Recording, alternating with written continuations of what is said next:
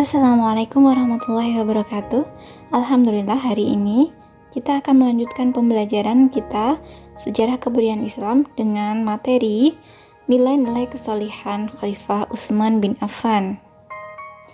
Demi tegaknya agama Islam, Khalifah Utsman bin Affan rela berkorban dengan harta, tenaga, dan pikiran.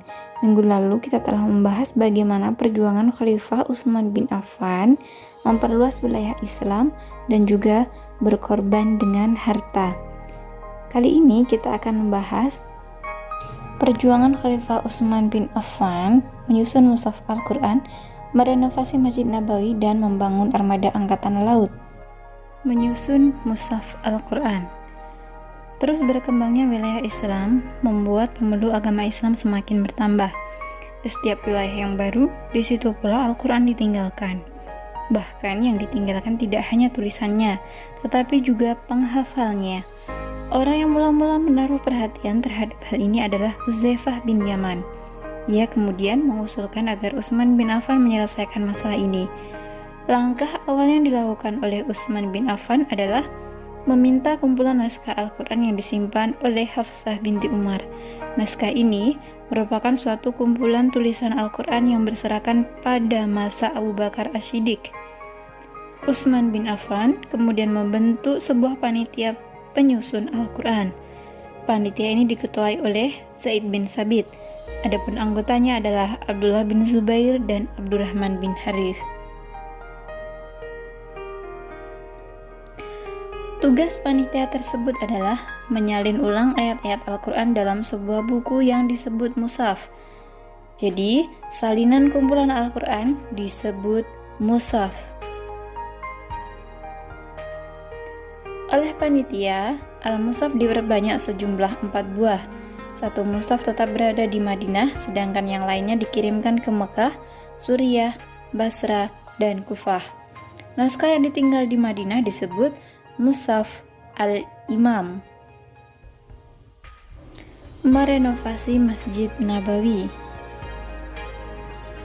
Masjid Nabawi terletak di tengah kota Madinah. Masjid Nabawi menjadi pusat pemerintahan dan segala aktivitasnya. Seiring bertambahnya waktu, populasi kaum muslim di Madinah bertambah banyak. Hal ini berdampak pada kapasitas Masjid Nabawi yang tidak cukup menampung jamaah. Di sisi lain, fondasi Masjid Nabawi juga terlihat semakin rapuh.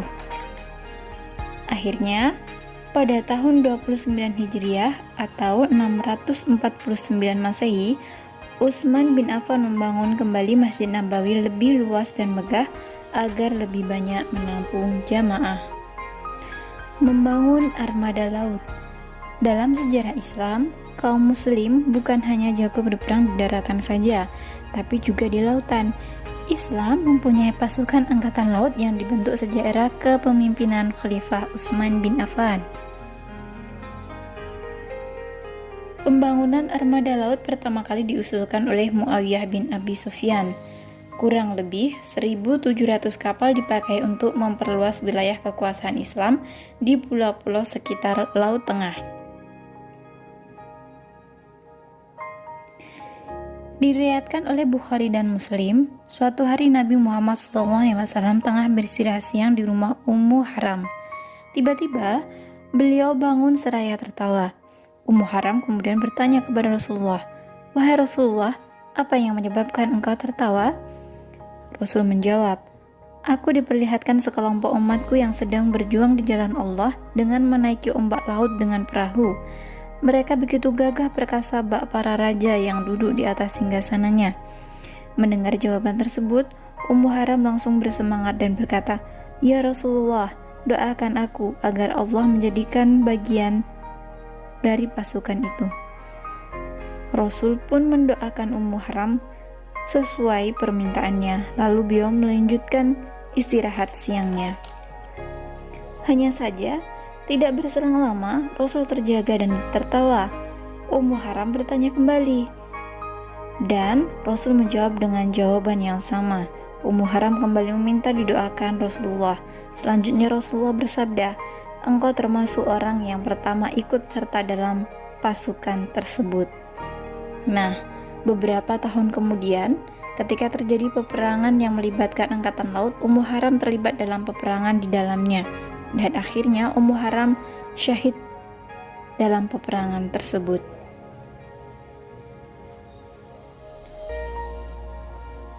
Dari beberapa hal yang kita pelajari, kita dapat memetik nilai keteladanan Khalifah Utsman bin Affan. Utsman bin Affan adalah pemimpin yang sangat dermawan dan selalu memperhatikan kepentingan rakyatnya. Beliau juga tidak segan menggunakan harta kekayaannya di jalan Allah Subhanahu wa taala. Karena beliau tahu, sekecil apapun kebaikan yang dilakukan, Allah Subhanahu wa taala akan membalas dengan 1000 kali lipat kebaikan lainnya. Demikianlah materi pembahasan kita hari ini. Semoga bermanfaat dan saya ucapkan terima kasih. Assalamualaikum warahmatullahi wabarakatuh.